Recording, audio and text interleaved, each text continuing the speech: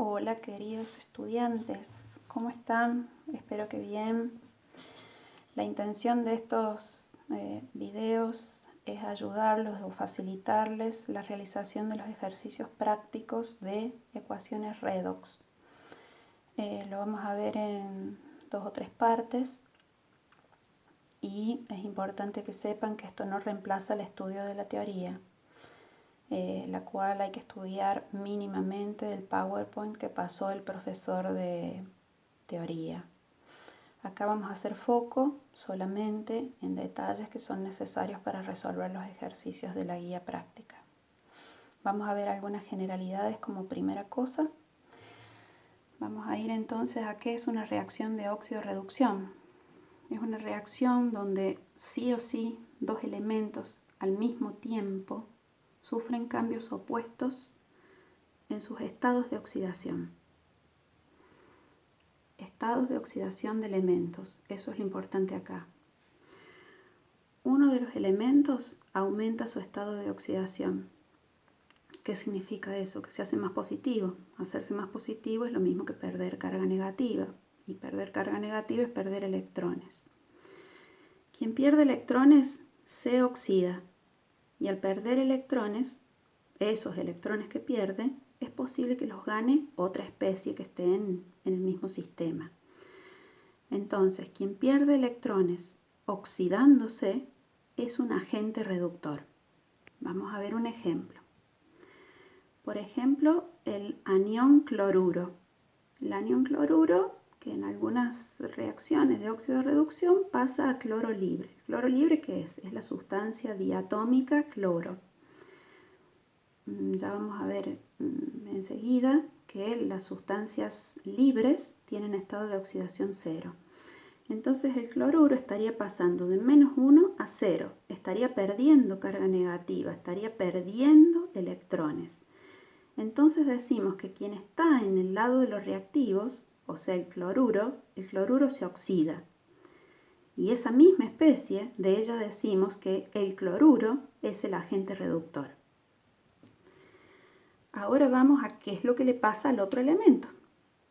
Si el de más arriba aumentaba su estado de oxidación, este va a ser al revés. El otro elemento disminuye su estado de oxidación, haciéndose más negativo. Quiere decir que gana carga positiva, gana electrones. Y quien gana electrones se reduce.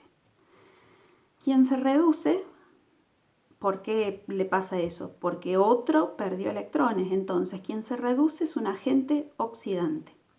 Vamos a ver un ejemplo. Por ejemplo, el anión permanganato que pasa a manganeso 2 positivo. Mucho cuidado acá porque lo que estamos viendo en los reactivos es un grupo, no es un elemento. Pero no perdamos de vista lo que a nosotros nos hace falta. Lo que nosotros tenemos que averiguar es el estado de oxidación que tiene el manganeso en ese grupo. En el tema anterior, en reacciones químicas en solución acuosa, nosotros aprendimos a calcular estados de oxidación de elementos dentro de grupos. Entonces, lo que sale de aplicar ese cálculo es que el manganeso en el anión permanganato tiene estado de oxidación +7. Si de +7 pasa a +2, significa que ha ganado 5 electrones. Entonces decimos en ese caso que el anión permanganato se reduce. Y si se reduce, el anión permanganato es un agente oxidante, un agente que posibilita la acción contraria a la que le sucedió a él.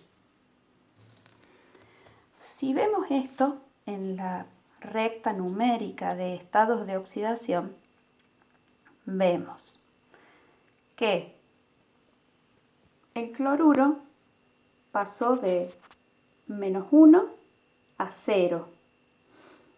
Quiere decir que se hizo más positivo. Hizo un viaje sobre la recta numérica hacia la derecha.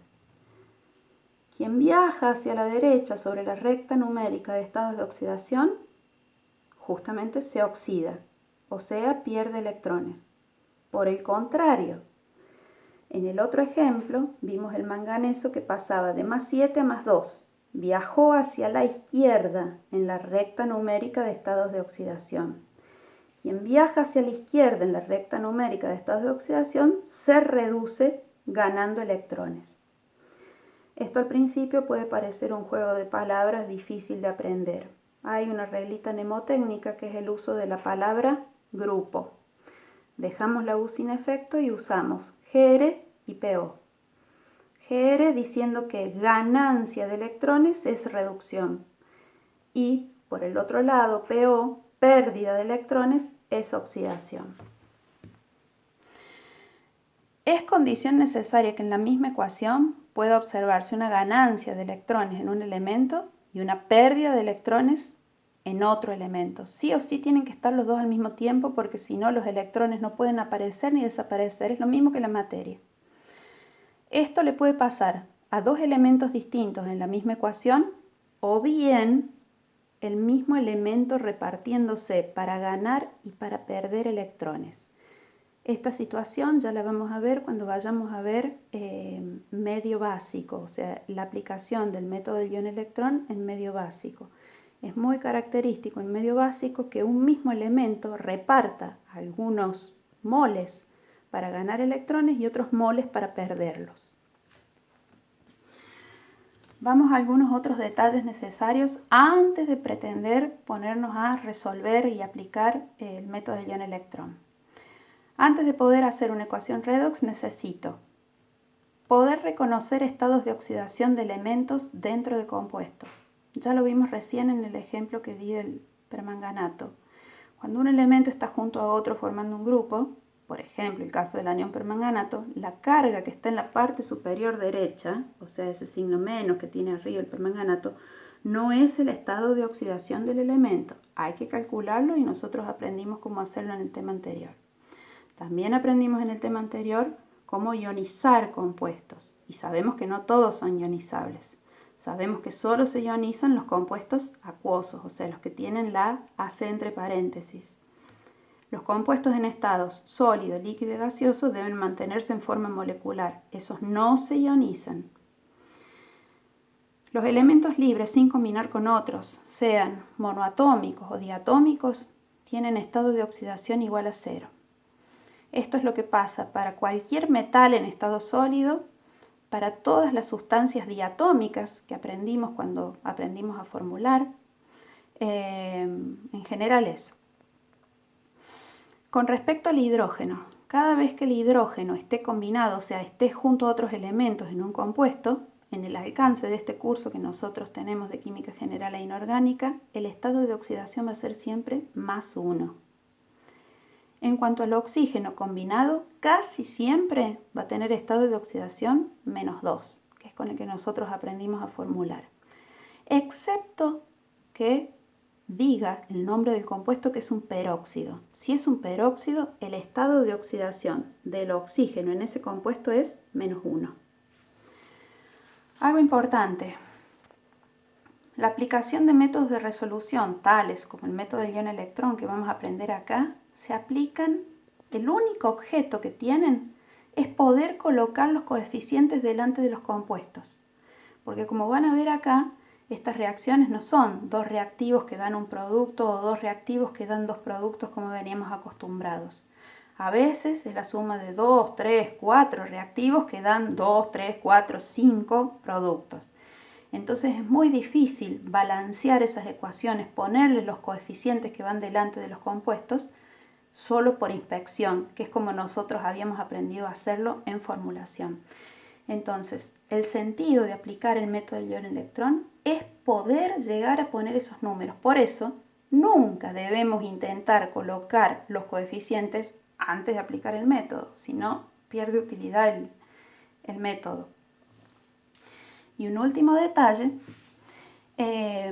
los cambios esperables que vamos a ver en estos ejercicios, los cambios esperables de estados de oxidación que vamos a ver en los ejercicios que están en nuestra guía de ejercicios prácticos. Los cambios, todos, están listados en la página 35 del PowerPoint de teoría. En rojo especialmente están resaltados varios cambios que nosotros vamos a utilizar en los ejercicios prácticos. Y acá, en esta hoja que hice yo, listé algunos más con explicitando algunos detalles que no están tan explícitos en la hoja de teoría esta que estoy mencionando acá, como para que no tengan inconvenientes a la hora de ponerse a hacer los ejercicios. Por ejemplo, vamos a ver algo. Los primeros tres, bueno, son bastante transparentes. Por ejemplo, vamos a hacer hincapié sobre el ácido nítrico. Ácido nítrico con una C entre paréntesis y con una D entre paréntesis. Ustedes lo van a ver eso en los ejercicios prácticos. La C significa que es concentrado. Concentrado en cuanto a... Concentrado y diluido son palabras que se refieren a concentración. O sea, cuánto de ácido nítrico hay en la solución. Es una referencia a pureza, que ustedes lo han visto en estequiometría. Pero está todo en solución acuosa, o sea que si me encuentro con ácido nítrico concentrado o diluido, lo voy a ionizar porque está en solución acuosa, y lo que voy a pensar es que el nitrato, si viene de ácido nítrico concentrado, va a pasar a dióxido de nitrógeno gaseoso.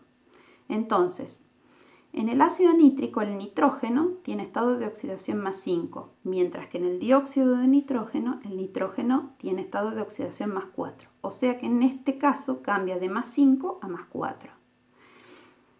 Por el contrario, en el ácido nítrico diluido, también en solución acuosa, lo vamos a poder ionizar y el nitrato diluido lleva a monóxido de nitrógeno. En ese caso vamos a ver que el estado de oxidación del nitrógeno cambia desde más 5 a más 2. Después tenemos los halógenos que pasan a halogenuros o los halogenuros que pasan a halógenos. O sea, es pasar del estado de oxidación 0 al menos 1 de los halógenos o del menos 1 al 0. Después tenemos el caso de metales sin combinar que pasan a metales combinados. Recién dijimos que los elementos sin combinar tenían estado de oxidación 0. Entonces, cuando hablo de metales sin combinar, hablo de metales en estado sólido y con estado de oxidación 0, que pasan a metales combinados. ¿A qué estados de oxidación? Y a los que figuren en la tabla y los ejercicios me van a hacer saber. Si por ejemplo, el caso del hierro, que tiene más de un estado de oxidación. El ejercicio de que se trate me va a hacer saber si se trata del hierro más 2 o el hierro más 3. Otra posibilidad es que pasemos de un estado de oxidación de un metal combinado al otro estado de oxidación de metal combinado. Por ejemplo, pasar de hierro más 2 a hierro más 3. Y por último tenemos listados cambios que puede sufrir el anión sulfato que viene del ácido sulfúrico, que puede pasar a sulfuro o a dióxido de azufre. Y como vemos, los cambios son totalmente distintos. En el primero pasa de más 6 a menos 2 el azufre y en el otro pasa de más 6 a más 4. Estas son todas las generalidades. En los próximos videos vamos a ver entonces cómo resolver un ejercicio, una ecuación de óxido de reducción en medio ácido, y en otro vamos a ver cómo resolverla en medio básico.